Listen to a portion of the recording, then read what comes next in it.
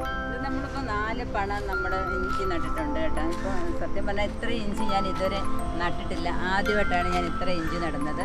അപ്പം കുറച്ചൊക്കെ ഒരു 20 മൂട്, 25 മൂട്, 30 മൂട് അതിൽ കൂടുതൽ ഞാൻ നട്ടിട്ടേ ഇല്ല. അപ്പോൾ എന്തായാലും ഞാൻ ഇത്രയും ഇഞ്ചി നട്ടിട്ടുണ്ട്. കാരണം ഒരു 85 മൂടോളം ഇഞ്ചി ഞാൻ നട്ടിട്ടുണ്ട്. ഹലോ നമസ്കാരം, ഞാൻ മേനി, ഞാൻ എബിൻ. അപ്പോൾ ഇന്ന് നമ്മൾ വന്നിരിക്കുന്നത് നമ്മളെ ഗ്രോ ബാഗിൽ നമ്മൾ കുറച്ച് ഇഞ്ചിയും മഞ്ഞളും ഒക്കെ നട്ടിട്ടുണ്ടായിരുന്നു. അതുപോലെ തന്നെ പറമ്പിലും നട്ടിട്ടുണ്ടായിരുന്നു അല്ലേ. അപ്പോൾ അതിനകത്ത് നമ്മൾ ചെയ്യുന്ന വളപ്രയോഗങ്ങളെക്കുറിച്ച് കാണിക്കുന്നതിന് വേണ്ടിയിട്ടാണ്. അപ്പോൾ അതിന് നമ്മൾ 1-2 വീഡിയോ വീഡിയോ ഇട്ടിട്ടുണ്ടായിരുന്നു. ആ 2 വീഡിയോ നിങ്ങൾ കണ്ടില്ലെങ്കിൽ ഒന്ന് പോയി കാണുക കേട്ടോ. ഞാൻ ഐ ബട്ടണിൽ ഇട്ടേക്കാം. അതിന് തുടർച്ചയായിട്ടാണ് ഇത്. അത് കണ്ടാലേ ഇത് കാണുമ്പോൾ കറക്റ്റായിട്ട് നിങ്ങൾക്ക് ഉപയോഗപ്പെടുത്തുള്ളൂ അല്ലേ, കൃഷി എങ്ങനെ ചെയ്യുന്നതെന്ന് മനസ്സിലാവത്തുള്ളൂ. ഇനിയിപ്പോൾ നമ്മൾ കാണിക്കുന്നതെന്ന് വെച്ച് കഴിഞ്ഞാൽ ഇതിൻ്റെ വളപ്രയോഗമാണ്. ഈ വളപ്രയോഗം മതി ഇതൊരു 100 മിനി വിളവ് കിട്ടാൻ വേണ്ടി. അപ്പോൾ അത് എങ്ങനെയാണ് ചെയ്യുന്നത് നമുക്ക് നോക്കാം അല്ലേ. ഇതാണ് ഇഞ്ചി, ഇത് മഞ്ഞൾ. ഓക്കെ, അതെ. അപ്പോൾ നമ്മുടെ ഇഞ്ചിയൊക്കെ കണ്ടില്ലേ, നല്ലോണം തഴച്ച് തണ്ട ഒരു മരം മാതിരി ഇങ്ങനെ ആയിരിക്കുകയാണ്. അപ്പോൾ അതിനകത്ത് ഇനി നമ്മൾ ചെയ്യേണ്ട വളമാണ് ഇനി കാണിക്കാൻ പോകുന്നത്. അപ്പോൾ നമ്മുടെ ഇഞ്ചിയൊക്കെ നല്ലതുപോലെ വളർന്നിട്ടുണ്ട് കണ്ടില്ലേ. ഇഞ്ചി, അടുത്തത് മഞ്ഞൾ. ഇവിടെ ഒരു ഇഞ്ചി വെച്ചിട്ടുണ്ട്. അപ്പോൾ 2 കവറിനകത്താണ് നമ്മൾ ഇഞ്ചി നട്ടത്. ഒരു 3-4 ഗ്രോ ബാഗിനകത്ത് മഞ്ഞൾ നട്ടിട്ടുണ്ടായിരുന്നു. പിന്നെ കിഴങ്ങും കാച്ചിൽ നമ്മൾ അടുത്തൊരു വീഡിയോയിൽ കാണിക്കുന്നതായിരിക്കും. അപ്പോൾ ഇത് കണ്ടില്ലേ, ഇപ്പോൾ മഞ്ഞ രോഗം ഒന്നുമില്ലാതെ, മഞ്ഞളിപ്പം ഒന്നുമില്ലാതെ ആണ് നമ്മളിതിനെല്ലാം വളർത്തിയെടുക്കുന്നത്. കഴിഞ്ഞ വീഡിയോയിൽ നമ്മൾ മഞ്ഞളിപ്പം ഇല്ലാതെ വളർത്തിയെടുക്കാനായിട്ടുള്ള ഒരു വളമൊക്കെ ഉപയോഗിച്ചിട്ടുണ്ടായിരുന്നു. അത് നിങ്ങളൊന്ന് കണ്ടു നോക്കണം. തീർച്ചയായിട്ടും ആ വീഡിയോ നിങ്ങൾ കാണാൻ മിസ് ചെയ്യരുത്. ആദ്യം തന്നെ നമുക്ക് ഇഞ്ചിക്കുണ്ടല്ലോ, ഈ ശീമക്കൊന്നെന്ന് പറയുന്ന ഇല നമുക്ക് അതിനകത്ത് ഇട്ടാൽ വളരെ നല്ലതാണ് കേട്ടോ. നല്ലൊരു ജൈവ വളമാണിത്. അപ്പം കിടങ്ങൾക്കൊക്കെ എതിരെ പൊരുതാനാണെന്നുണ്ടെങ്കിലും എല്ലാം നല്ലൊരു സംഭവമാണ് ഈ കൊന്നയെന്ന് പറയുന്നത്. അപ്പോൾ അതിൻ്റെ ഇല ഊരി നമ്മൾ ഈ ഇഞ്ചിയുടെ തടത്തിലിട്ട് കൊടുത്താൽ നല്ലതായിട്ട് നമുക്ക് അതിൻ്റെ പ്രയോജനം കിട്ടും. ഇതൊക്കെ നമ്മുടെ പറമ്പിൻ്റെ ചുറ്റിനുമൊക്കെ ഉണ്ടല്ലോ, ഇഷ്ടം പോലെ നിൽപ്പുണ്ട്. അതുകൊണ്ട് നമുക്ക് ഇതിനൊന്നും ബുദ്ധിമുട്ടില്ലാതെ കിട്ടും. ഇതൊക്കെ ഫ്ലാറ്റിലൊക്കെ താമസിക്കുന്നവർക്കൊന്നും കിട്ടത്തില്ല കേട്ടോ. അപ്പോൾ നമ്മുടെ ഗ്രോ ബാഗൊക്കെ നമ്മളാണെങ്കിൽ മടക്കി വെച്ചേക്കുന്നതൊക്കെ നമ്മളൊന്ന് നിവർത്ത് കൊടുക്കണം ആദ്യം തന്നെ. മഴയൊക്കെ പെയ്തുകൊണ്ട് ഇവിടെ ഇരുന്നിട്ട് ഇങ്ങനെ മണ്ണൊക്കെ പിടിച്ചിരിക്കുകയാണ്. എല്ലാം നല്ലതുപോലെ നിവർത്തി വെച്ചിട്ട് നമ്മൾ ഈ ശീമക്കൊന്ന ഉണ്ടല്ലോ ഇതിനകത്ത് ഇട്ട് കൊടുക്കണം. ആദ്യം നമ്മൾ ഇതിൻ്റെ ചെവിടൊക്കെ ഒന്ന് കൈ കൊണ്ട് ഇളക്കി ഇട്ട് കൊടുത്താൽ മതി. ഞാൻ ഇതിനകത്ത് കുറച്ച് ജൈവ സ്ലറിയൊക്കെ ഒഴിച്ച് കൊടുത്തിട്ടുണ്ടായിരുന്നു. കൈ കൊണ്ടൊന്ന് ഇളക്കി കൊടുത്തതിന് ശേഷം നമ്മൾ ഈ ശീമക്കൊന്നയുടെ ഇലയുണ്ടല്ലോ ഇതിനകത്തോട്ട് ഇട്ട് കൊടുക്കാം. ഈ ശീമക്കൊന്നയുടെ ഇല നമ്മൾ 4 ചുറ്റിനും അങ്ങോട്ട് വെച്ച് കൊടുക്കണം ഇതിനകത്ത്. അപ്പോൾ നമ്മൾ പറമ്പിലായാലും ഇതേപോലെ തന്നെ ചെയ്ത് കൊടുക്കണം. എന്നിട്ട് നല്ല 2 പിടി ചാണകം ഉണ്ടല്ലോ അതിനകത്തോട്ട് ഇട്ട് കൊടുക്കണം. അപ്പം നല്ല 2 പിടി ചാണകം അതിൻ്റെ ചുറ്റിനും ഇട്ട് കൊടുക്കുക. പിന്നെ നമ്മുടെ സൂപ്പർ മീലുണ്ടല്ലോ ഒരിത്രയും കൈ കൊള്ളുന്ന ഇത്രയും മതി. അതിന് ചുറ്റിനും തണ്ടയിലൊന്നും തട്ടാതെ ചുറ്റിനും ഇട്ട് കൊടുക്കാം. അതിൻ്റെ വേര് പോയി അങ്ങ് വലിച്ചെടുത്തോളും. നമ്മൾ ഇഞ്ചിയുടെ വേരൊന്നും പോകാതെ കൈ കൊണ്ട് മണ്ണൊക്കെ ഒന്ന് ചെറുതായിട്ട് ഇളക്കി കൊടുത്തതിന് ശേഷം നമ്മൾ ശീമക്കൊന്നയുടെ ഇല വെച്ചു. അതിൻ്റെ മുകളിൽ നമ്മൾ ചാണകം ഇട്ട് കൊടുത്തു. അതിൻ്റെ മുകളിലോട്ട് നമ്മൾ സ്വല്പം സൂപ്പർ മീലും കൂടെ ഇട്ട് കൊടുത്തിട്ട് നമ്മൾ നല്ലതുപോലെ മണ്ണും കൂടെ അടുപ്പിച്ച് കൊടുക്കണം. നല്ലതുപോലെ മണ്ണൊക്കെ ഇട്ട് ഉറപ്പിച്ച് നിർത്തിയേക്കണം. മണ്ണൊക്കെ നല്ലതുപോലെ ഇട്ട് കൊടുത്തതിന് ശേഷം നല്ലതുപോലെ അതിൻ്റെ മൂടൊക്കെ ഒന്ന് നല്ലതുപോലെ ഉറപ്പിച്ചൊക്കെ കൊടുക്കുക. അങ്ങനെ ഇനി 2 മാസം കൂടെ കഴിഞ്ഞിട്ട് നമുക്ക് ഇതിനകത്ത് ജൈവ സ്ലറി, നമ്മുടെ ചാണകം കലക്കി ഒഴിച്ചാലും മതി. അതില്ലാന്നുണ്ടെങ്കിൽ നമ്മൾ എപ്പോഴും ഉണ്ടാകുന്ന ജൈവ സ്ലറി ഉണ്ടല്ലോ അത് ഒഴിച്ചു കൊടുത്താൽ ഇതിൻ്റെ മഞ്ഞളിപ്പ് രോഗമൊക്കെ നമുക്ക് ഒഴിവാക്കാനായിട്ട് സാധിക്കും. പിന്നെ അതുപോലെ തന്നെ മഞ്ഞളിനകത്ത് ഉണ്ടാകുന്നതാണ് അതിൻ്റെ ഓല ഉണ്ടല്ലോ, ഇതിൻ്റെ ഇലയാണെങ്കിൽ ചുരുട്ടി ഇങ്ങനെ ഇരിക്കും, ചുരുണ്ട് വരും. അപ്പോൾ ഇതിൻ്റെ ഒരു തുടക്കം മാതിരിയാണ് ഇത് വരുന്നത്. എന്നാണ്ട് അത് പക്ഷേ എങ്കിൽ ചിലന്തി കെട്ടിയതായിരുന്നു കേട്ടോ. സാധാരണ ഉണ്ടാകുന്ന ഒരു രോഗമാണ് ഇതിൻ്റെ ഓല എങ്ങനെ ചുരുണ്ട് പോകുന്നത്.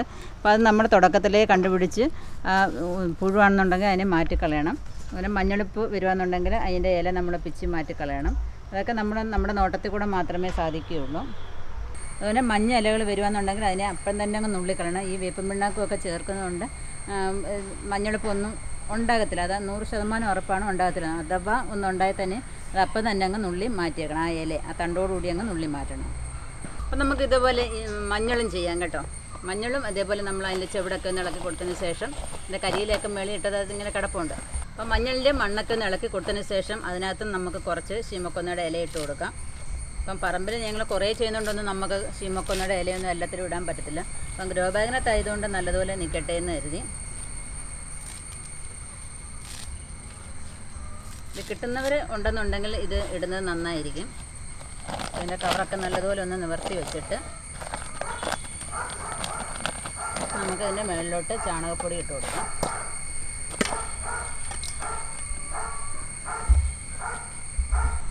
മഴ സമയത്ത് നമ്മൾ സ്ലറി ഒഴിക്കുന്നതിലും നല്ലത് ഇങ്ങനെ ചാണകപ്പൊടിയൊക്കെ ഇടുന്നതായിരിക്കും കുറേ കൂടെ നല്ലത്. അഥവാ നമ്മൾ ജൈവ സ്ലറി ഒഴിക്കുകയെന്നുണ്ടെങ്കിൽ നമ്മൾ ഈ കവർ നല്ലതുപോലെ മടക്കിയൊക്കെ വയ്ക്കണം. ചാണകം ഇട്ടാലും മടക്കി വയ്ക്കുന്നതാണ് നല്ലത്, കാരണം വളമൊന്നും ഒലിച്ചു പോകാതെ ഇരുന്നോളും. അപ്പോൾ നമ്മൾ ജൈവ സ്ലറിയാണ് ഒഴിക്കുന്നുണ്ടെങ്കിൽ നമ്മൾ ഈ കവർ ഒന്ന് മൂടി വയ്ക്കണം. പലപ്പോഴും ഞാൻ കാണിച്ചിട്ടാണ് ഇങ്ങനെ മൂടി വയ്ക്കുന്നത്. എന്തെങ്കിലും ഇതിൻ്റെ മേളിലോട്ടുകൂടെ എടുത്ത് വയ്ക്കണം. അത് ചാണകപ്പൊടിയാണ് ഇടുന്നുണ്ടെങ്കിലും അങ്ങനെ വെച്ചിരുന്നാൽ നമ്മുടെ വളമൊന്നും ഒലിച്ചു പോകുകയില്ല. അപ്പോൾ അത് ചെടികൾക്ക് തന്നെ നല്ല പ്രയോജനപ്പെടും. അപ്പോൾ വെയിലൊക്കെ വരുമ്പോൾ ഒന്ന് തുറന്ന് വെച്ചിരുന്നാൽ മതി. അപ്പോൾ ഇങ്ങനെയാണ് നമ്മൾ മഞ്ഞളും ഗ്രോ ബാഗിനകത്ത് നടുന്നത്. ഇനി നമ്മൾ പറമ്പിൽ നട്ട് ഇഞ്ചി എന്തായെന്ന് നോക്കിയിട്ട് വരാം. അപ്പോൾ ഇതാണ് നമ്മുടെ പറമ്പിലെ ഇഞ്ചി കൃഷി. ഇങ്ങനെ എന്താണ് പറയുന്നത്, ഈ പൊക്കി വെക്കുന്നത് എന്താ പറയുന്നത്? ഇതിന് പണ കോരി നട്ടായിരുന്നു. അങ്ങനെ 3 പണ കോരി നട്ടിട്ടുണ്ട്. 4 പണ കോരി നട്ടിട്ടുണ്ട്. അത് നമ്മളതിനെ ഇച്ചിരി കൂടെ ഒന്ന് വിസ്താരമാക്കി ഈ പണയൊന്ന്. നമ്മൾ ഒരു ജോലിക്കാരൊക്കെ ഉണ്ടായിരുന്നു. അപ്പോൾ അതിന് കുറച്ചുകൂടെ ഒന്ന് വിസ്താരം, ഈ പണ നമ്മൾ ഒന്നുകൂടെ ഒന്ന് വിസ്താരമാക്കി മണ്ണൊക്കെ അടുപ്പിച്ച് കൊടുക്കണം. എങ്കിൽ മാത്രമേ അത് നല്ലതുപോലെ വിത്തൊക്കെ പൊട്ടി നല്ലതുപോലെ വരുള്ളൂ. അപ്പം ഇഞ്ചി എൻ്റെ ഇവിടം വരെ ആയിട്ടുണ്ട്. ഇനി ഇതിനകത്ത് നമ്മൾ എങ്ങനെ വളം ഇടുന്നതെന്നാണ് മമ്മി കാണിക്കുക. നമ്മൾ ബ്രൂണോ ഒക്കെ വന്നിട്ടുണ്ട്. ബ്രൂണോനെ കറക്കാൻ കൊണ്ടുപോയതായിരുന്നു. അവനിപ്പോൾ ഇവിടെ നിൽക്കാൻ വയ്യ, കൊതുവൊക്കെ കടിക്കുന്നുണ്ട്.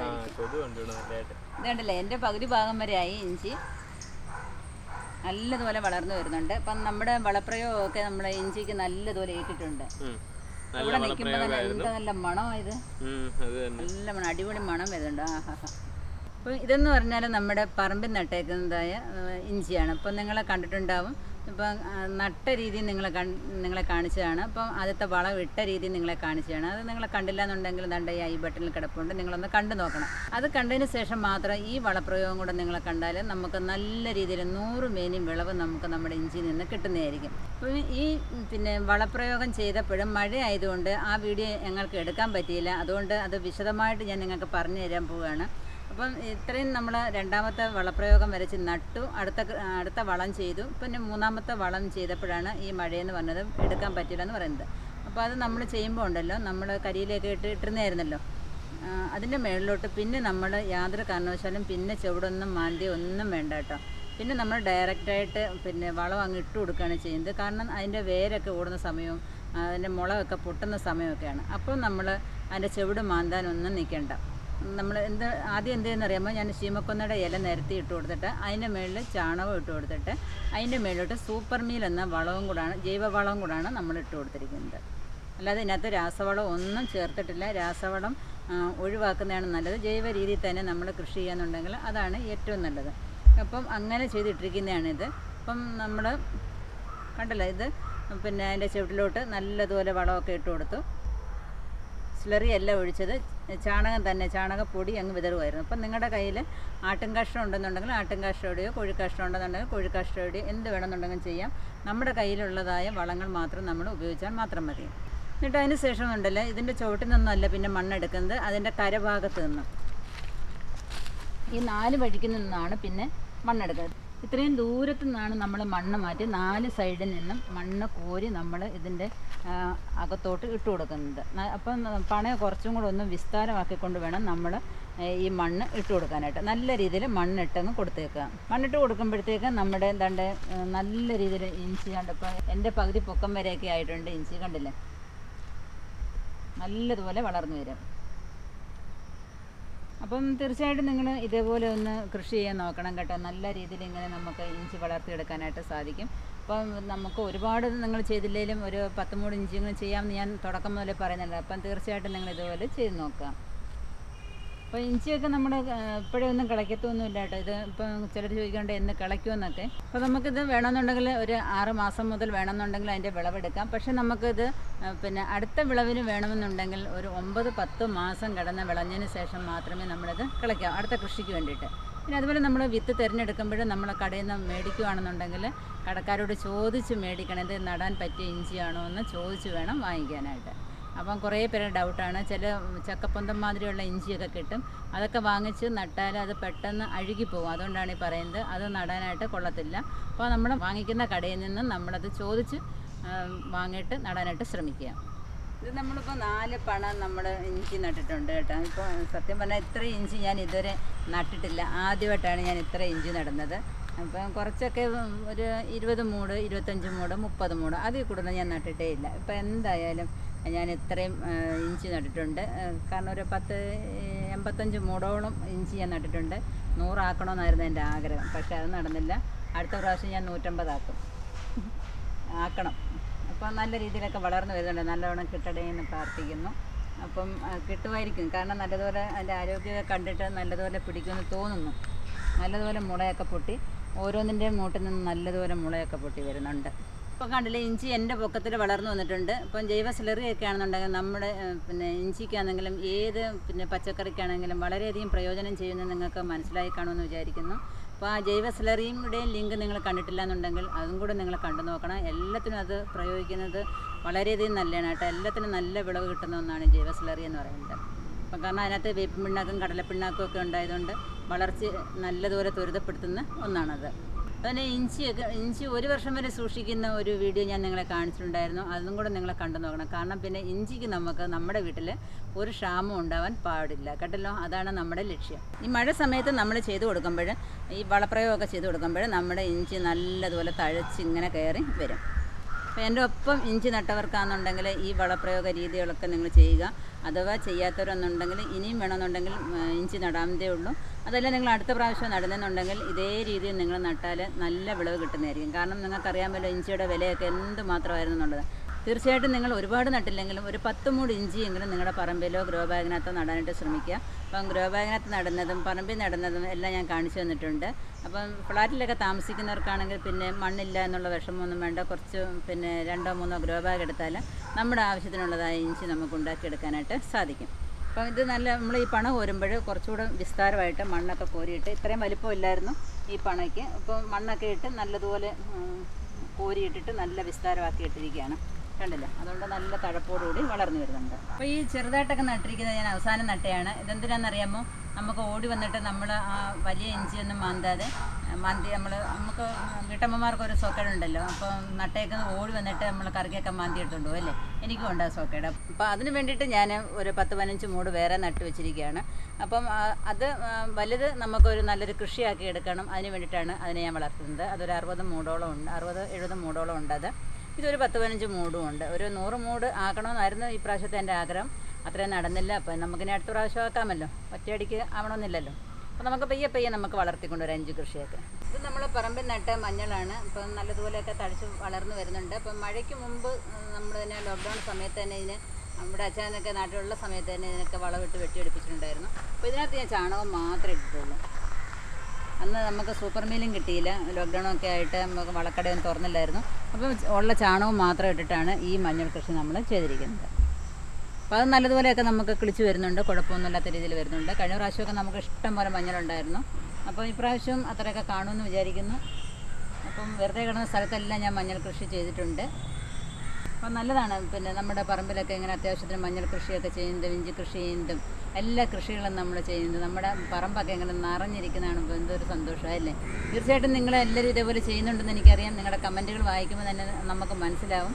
അപ്പോൾ അത്രമാത്രം എല്ലാവരും കൃഷിയെ സ്നേഹിക്കുന്നു, ചെയ്യുന്നുണ്ട് എന്ന് നമുക്ക് മനസ്സിലാവുന്നുണ്ട്. അപ്പം തീർച്ചയായിട്ടും ഇനിയും ചെയ്യാത്തവർ, മഞ്ഞൾ കൃഷിയോ ഇഞ്ചി കൃഷിയോ ഒക്കെ ചെയ്യാത്തവരുണ്ടെന്നുണ്ടെങ്കിൽ തീർച്ചയായിട്ടും ഇനിയും ചെയ്യാനായിട്ട് ശ്രമിക്കുക. അപ്പോൾ നമ്മുടെ കൂവയൊക്കെ ഉണ്ടല്ലോ നല്ല തഴച്ച് വളർന്നു കയറി വരുന്നുണ്ട്. അതല്ല നമ്മുടെ വളപ്രയോഗം എന്താണെന്നല്ലേ നിങ്ങൾക്കത് അറിയേണ്ടത്. നല്ല ആരോഗ്യത്തോടെയാണ് ഇത് വളർന്നു വരുന്നത്, കണ്ടോ. അപ്പോൾ നമ്മുടെ ഈ കൂവയൊക്കെ ഉണ്ടല്ലോ ഇത്ര ആരോഗ്യത്തോടെ വളർന്നു വരണമെന്നുണ്ടെങ്കിൽ അതിനെന്താണ് വളം ചെയ്തതെന്ന് നിങ്ങൾ ആവശ്യമുണ്ടെന്നുണ്ടെങ്കിൽ നിങ്ങൾ ചോദിക്കുക. അടുത്ത വീഡിയോയിൽ നമ്മൾ ഇടുന്നതായിരിക്കും. അപ്പം കഴിഞ്ഞ പ്രാവശ്യമൊക്കെ ആണെങ്കിൽ ഞാൻ കൂവ നട്ട് എല്ലാം നമ്മുടെ ചിന്നും മിന്നും തിന്നുകൊണ്ട് പോയി. അപ്പം കഴിഞ്ഞ പ്രാവശ്യം നമുക്ക് ഒരു പൊടി പോലും, അതിൻ്റെ ഒരു സ്വല്പം പോലും നമുക്ക് കിട്ടിയില്ല. അപ്പോൾ അതിൻ്റെ ഒരു ബദലായിട്ടാണ് ഈ പ്രാവശ്യം ഞാൻ നല്ല രീതിയിൽ കൂവ കൃഷി ചെയ്തിരിക്കുന്നത്, കണ്ടില്ലേ. നല്ല ആരോഗ്യത്തോടെ വരുന്നുണ്ട്. അപ്പോൾ ഈ പ്രാവശ്യം എനിക്ക് നല്ല രീതിയിൽ അതിൻ്റെ പൊടിയൊക്കെ എടുക്കണം, അതിന് വേണ്ടിയിട്ടാണ് ചെയ്യുന്നത്. ഇപ്പം നമുക്ക് വയറ്റിൻ്റെ ഒരു അസുഖത്തിനൊക്കെ വളരെയധികം പ്രയോജനം ചെയ്യുന്നതാണ് ഈ കൂവപ്പൊടി എന്ന് പറയുന്നത്. അപ്പോൾ അത് കൂവ നടാത്തവരും ഇനി കൂവ നടാനായിട്ട് ശ്രമിക്കുക. അപ്പോൾ ഇതേപോലെ നമുക്ക് കൂവയൊക്കെ ചെയ്യണമെന്നുണ്ടെങ്കിൽ തീർച്ചയായിട്ടും പിന്നെ നമ്മുടെ വീട്ടിലൊരു കൂവ പൊടിയൊക്കെ വേണമെന്നുണ്ടെങ്കിൽ തീർച്ചയായിട്ടും എല്ലാവരും കൂവ കൃഷിയൊക്കെ ചെയ്യുക. ഒരു 10 മൂട് മതി കേട്ടോ. 10 മൂടിൽ ഒരു 5 മൂടെങ്കിലും നിങ്ങൾ കൃഷി ചെയ്യാനായിട്ട് ശ്രമിക്കുക. നമ്മുടെ പൊടി കുഞ്ഞുങ്ങളൊക്കെ ഉണ്ടെങ്കിൽ പൊടി കുഞ്ഞുങ്ങൾ മുതൽ വലിയവർക്ക് വരെ വയറ്റിൻ്റെ ഏത് അസുഖത്തിനും വളരെയധികം പ്രയോജനം ചെയ്യുന്നതാണ് ഈ കൂവപ്പൊടി എന്ന് പറയുന്നത്. അപ്പം തീർച്ചയായിട്ടും നിങ്ങൾക്ക് ഇതിൻ്റെ കൃഷി വേണമെന്നുണ്ടെങ്കിൽ ഒന്ന് പറഞ്ഞിരുന്നാൽ മതി, നമ്മളത് കാണിച്ചു തരുന്നതായിരിക്കും. ഇത് നമ്മുടെ ഈ വർഷത്തെ ചേനയാണ് കേട്ടോ.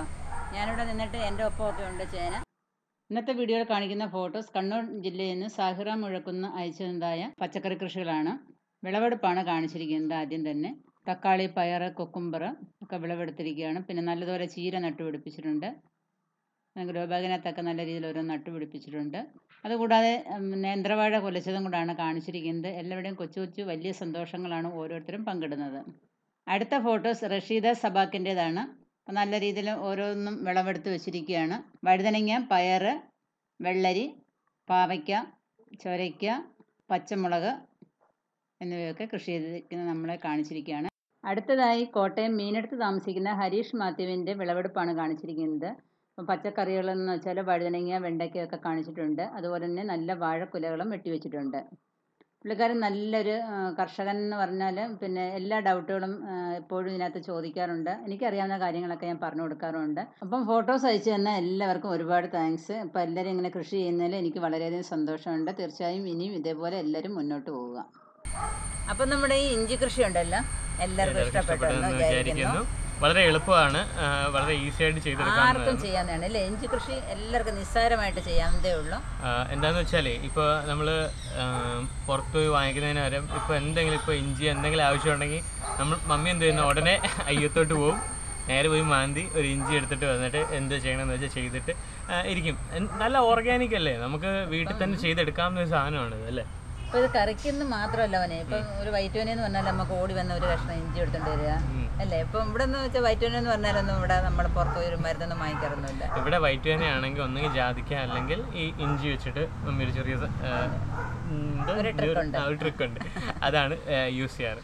അപ്പോൾ മാക്സിമം നമ്മളിങ്ങനെ പുറത്തുനിന്ന് വാങ്ങിക്കുന്നത് മരുന്നൊക്കെ ഒഴിവാക്കി നമ്മൾ നാച്ചുറൽ വേയിൽ തന്നെ ഓരോന്ന് ചെയ്ത് കഴിഞ്ഞാൽ നമുക്ക് നല്ലതായിരിക്കും. അപ്പോൾ ഈ വീഡിയോ ഇഷ്ടപ്പെട്ടെന്ന് വരുന്നു. ഇഷ്ടപ്പെട്ട് കഴിഞ്ഞാൽ ലൈക്ക് ചെയ്യുക, അതുപോലെ തന്നെ കൂട്ടുകാർക്കൊക്കെ ഷെയർ ചെയ്യാട്ടോ. ഇതേപോലെ ഓർഗാനിക് ആയിട്ട് എല്ലാവരും കൃഷി ചെയ്യട്ടെ, എല്ലാവരും നല്ല ഹെൽത്തി ആയിട്ട്. ഇപ്പം എല്ലാവരും കുറേ പേര് നല്ല രീതിയിൽ കൃഷി ചെയ്യാനായിട്ട് തുടങ്ങിയിട്ടുണ്ട്. നല്ല കാര്യമാണ്, എല്ലാവരും കൃഷി ചെയ്യണം. കുഞ്ഞു മക്കൾ വരെ നല്ലതുപോലെ കൃഷി ചെയ്യാനായിട്ട് തുടങ്ങിയിട്ടുണ്ട്. പിന്നെ അതുപോലെ തന്നെ ഇനി സബ്സ്ക്രൈബ് ചെയ്യാൻ ഒട്ടും മറക്കരുത്. അത് തന്നെ, ആദ്യമായിട്ട് കാണുന്നവർ സബ്സ്ക്രൈബ് ചെയ്യുക.